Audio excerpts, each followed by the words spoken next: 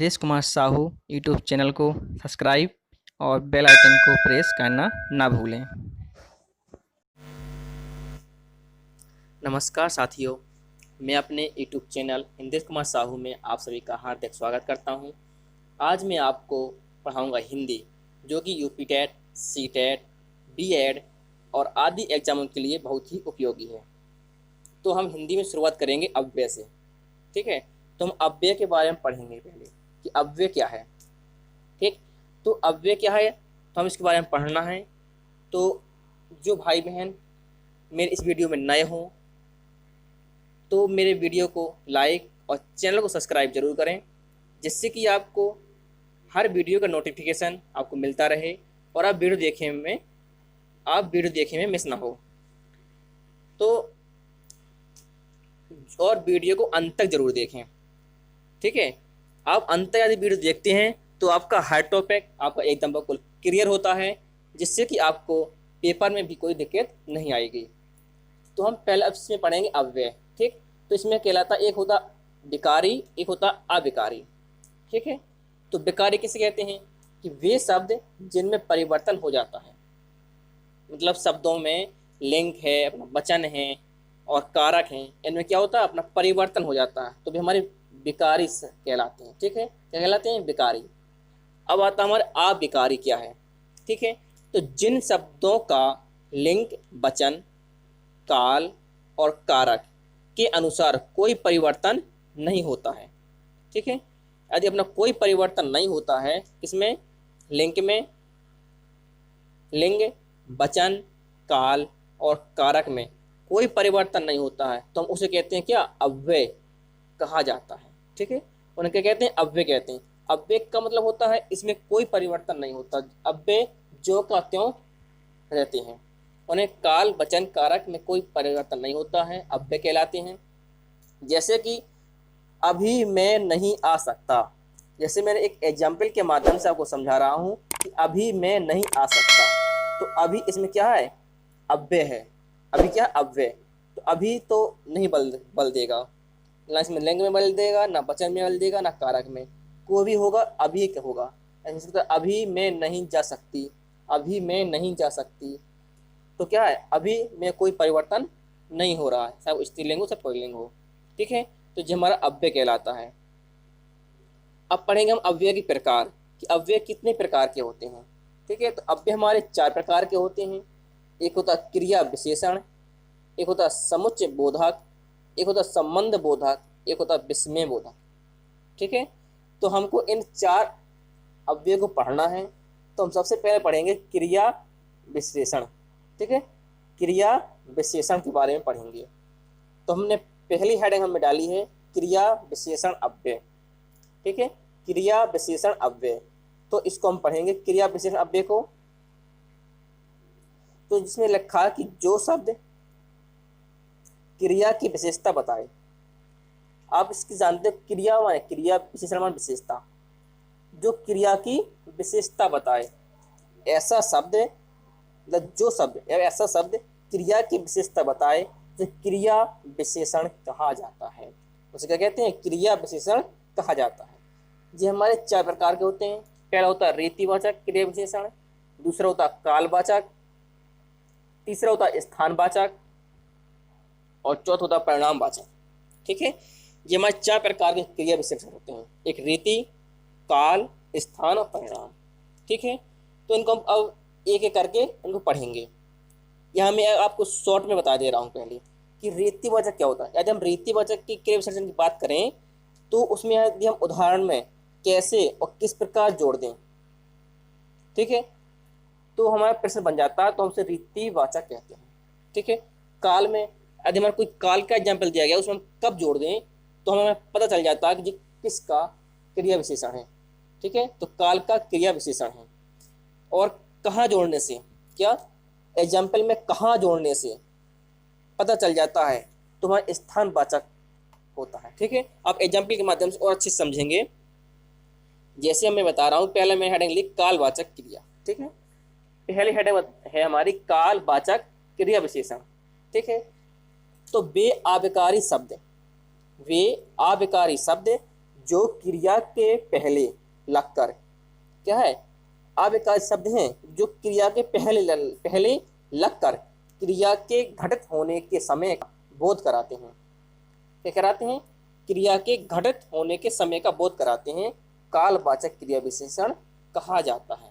ठीक है, जैसे हमारा अब, जब, कभी, अभी, फिर, आज, कल, परसों, तुरंत, जल्दी आदि शब्द आते हैं। ठीक है, आदि शब्द हमारे क्या आते हैं, तो हमारा क्या होता है, वहाँ पर कालवाचक क्रिया विशेषण होता है। यदि हमारा अब आ जाए, जब आ जाए, कभी, अभी, फिर, ये सब आते हैं तो हमारा क्रिया विशेषण वो कालवाचक क्रिया विशेषण कहलाता है। ठीक है, जैसे लिखा कि राधा अभी घर आने वाली है।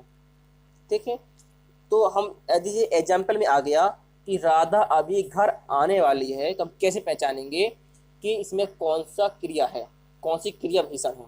ठीक है, तो अभी आने वाली है, कब आने वाली है, अभी। अभी मैंने बताया था कि यदि हम कब लगा दें तो पता चल जाता है कि वो हमारा कालवाचक है।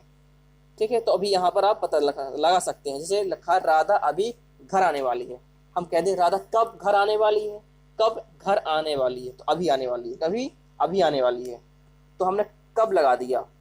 ठीक है, तो हमारे पास उठा कि राधा कब आने वाली है, तो कब आ गया, हम कब कब लगाते हैं, कालवाचक में लगाते हैं कब। तो पता चल गया कि ये हमारा कालवाचक क्रिया विशेषण का उदाहरण है। यह मेरा कहने का मतलब था इन पॉइंटों पर कि कैसे, कब, कहाँ, कितना। ठीक है, यदि हम कितना लगा दें तो पता चल जाता है कि ये हमारा परिणामवाचक का उदाहरण है। कहाँ लगा दें तो मालूम चल जाता है कि स्थानवाचक का क्रिया विशेषण का उदाहरण है। ठीक है, अब हमारा आता है स्थानवाचक क्रिया विशेषण। स्थानवाचक क्रिया विशेषण क्या है? वे आविकारी शब्द, ठीक है, वे आविकारी शब्द जो क्रिया के पहले लगकर, क्रिया क्या है, क्रिया के पहले लगकर क्रिया के स्थान का बोध कराते हैं, क्रिया के स्थान का बोध कराते हैं, स्थानवाचक क्रिया विशेषण कहलाते हैं। क्या कहलाते हैं? स्थानवाचक क्रिया विशेषण कहलाते हैं। जैसे कि एग्जाम्पल के माध्यम से लिखा, आगे, पीछे, नीचे, ऊपर, यहाँ, वहाँ, सामने, बाहर, भीतर आदि। यदि ये शब्द आते हैं तो हमारा स्थानवाचक क्रिया विशेषण होता है। वहाँ पर उस एग्जाम्पल में हमारा यदि ये शब्द आ गए तो हमारा स्थानवाचक क्रिया विशेषण कहलाएगा। ठीक है, जैसे उदाहरण में लिखा है, राधा छत के ऊपर बैठी है। ठीक है, राधा छत के ऊपर बैठी है, ऊपर हमारा शब्द आ गया तो क्या है, ऊपर हमारा जब शब्द आ गया तो हमारा जो है स्थानवाचक है। क्या है? स्थानवाचक है। ठीक है, यदि आप जिस शब्द भूल जाएं और हम फिर मालूम करने के लिए कह दे कि जी हमारा कौन सा क्रिया विशेषण है, तो हम आपने बताया था मैंने आपको कि कहाँ हमारा स्थानवाचक है, तो स्थानवाचक में क्या लगाना है, देखो स्थानवाचक में हमें क्या लगाना है, स्थानवाचक में हमें कहाँ लगाना है, क्या कहाँ लगाना है, तो हम लगाएंगे यहाँ पर कहाँ, तो आपको तुरंत आंसर मिल जाएगा। राधा छत के ऊपर बैठी है, तो राधा छत के ऊपर बैठी है तो कहाँ बैठी है, जब मैं कहाँ सब लगा दिया, कहाँ बैठी है, छत के ऊपर बैठी है, कहाँ बैठी है, छत के ऊपर बैठी है, तो कहाँ लगा दे, तो कहाँ कौन सा शब्द हमारा स्थानवाचक में आता है, स्थानवाचक क्रिया विशेषण होगा। ठीक है, तो ये आपके बहुत ही सिंपल हैं, बहुत ही आसान है, आप अच्छे से समझते जाइए तो आपको अब्बे बिल्कुल समझ में आएगा, एकदम राइट आंसर आएंगे इसके। अब हमारा रीतिवाचक क्रिया विशेषण, तो रीतिवाचक में क्या होता है, वे अभिकारी शब्द जो घटित होने की रीति यानी क्रिया किस प्रकार से घटित हो रही है, क्रिया किस प्रकार से घटित हो रही है का पता चले तो रीतिवाचक क्रिया विशेषण कहलाता है। क्या कहलाता है? रीतिवाचक क्रिया विशेषण। इसमें एग्जाम्पल में लिखा है कि अच्छा अचानक, धीरे धीरे, कैसे, तैसे, तेज आदि इस प्रकार के शब्द आते हैं तो हमारा रीतिवाचक क्रिया विशेषण कहलाता है। जैसे हमने उदाहरण के माध्यम से समझाया है कि राम का घोड़ा तेज दौड़ता है। ठीक है, तो तेज शब्द आ गया तो तेज हमारा किसका है, रीतिवाचक का है, तो रीतिवाचक हमारा इसका उदाहरण होगा कि रीतिवाचक क्रिया विशेषण है। इस उदाहरण में रीतिवाचक क्रिया विशेषण है। यदि हम जिस शब्द भूल जाएं अचानक, धीरे धीरे, कैसे तैसे सब भूल जाएं तो हम कह सकते हैं राम का घोड़ा कैसे दौड़ता है। कैसे दौड़ता है, किस प्रकार दौड़ता है ना, कैसे दौड़ता है। तो कैसे दौड़ता है, तेज दौड़ता है। तो कैसे शब्द हमने लगा के हमने मालूम कर लिया कि ये कौन सा क्रिया विशेषण है। तो कैसे हमारा रीतिवाचक में आता है। ठीक है। सीता धीरे धीरे चलती है। सीता धीरे धीरे चलती है, यानी हम धीरे धीरे भूल गए कि धीरे धीरे किस क्रिया विशेषण का शब्द है, तो हम लगा देंगे कि सीता किस प्रकार दौड़ती है, किस प्रकार चलती है। तो किस प्रकार चलती है, धीरे धीरे चलती है। तो किस प्रकार भी हमारा रीतिवाचक का ही शब्द है। ठीक है। तो मैं आशा करता हूं कि आपको अब वे समझ में आ रहे होंगे, क्रिया विशेषण आपको समझ में आ रहे होंगे। अब चलेंगे हम नेक्स्ट क्वेश्चन की ओर। नेक्स्ट क्वेश्चन हमारा चौथा पॉइंट है कि परिणामवाचक क्रिया विशेषण। ठीक है। परिणामवाचक क्रिया विशेषण, तो इसमें पढ़ेंगे हम वे अभिकारी शब्द। वे अभिकारी शब्द जो क्रिया के परिणाम का बोध कराते हैं। क्रिया के परिणाम का बोध कराते हैं, परिणामवाचक क्रिया विशेषण कहलाते हैं। परिणामवाचक क्रिया विशेषण कहलाते हैं। ठीक है। तो उदाहरण में लिखा है न्यूनता बोधक। न्यूनता बोधक शब्द आते हैं जरा, थोड़ा, कुछ। ठीक है। और पर्याप्त बोधक में कौन से शब्द आते हैं, बस। आप जानते हैं पर्याप्त मतलब पर्याप्त बोधक बस, केवल, काफी शब्द। जिस शब्द आते हैं बस, केवल, काफी शब्द आते हैं तो हमारा पर्याप्त होता है। ठीक है। तुलना, अगर हम तुलना करें कितना, उतना, इतना, इन शब्दों से क्या करते हैं, हम तुलना करते हैं। ठीक है। ये शब्द आते हैं तो हम कहेंगे कि हमें परिणामवाचक क्रिया विशेषण है। ठीक है। अब हमारा दूसरा पॉइंट, दूसरा नंबर हमारा विस्मय बोधक अव्यय। ठीक है। हमने आपको 4 अव्यय बताए थे। कौन सा, क्रिया, विस्मय बोधक, संबंध बोधक, और मैंने आपको एक और बताया था, कौन सा, समुच्चय बोधक। ठीक है।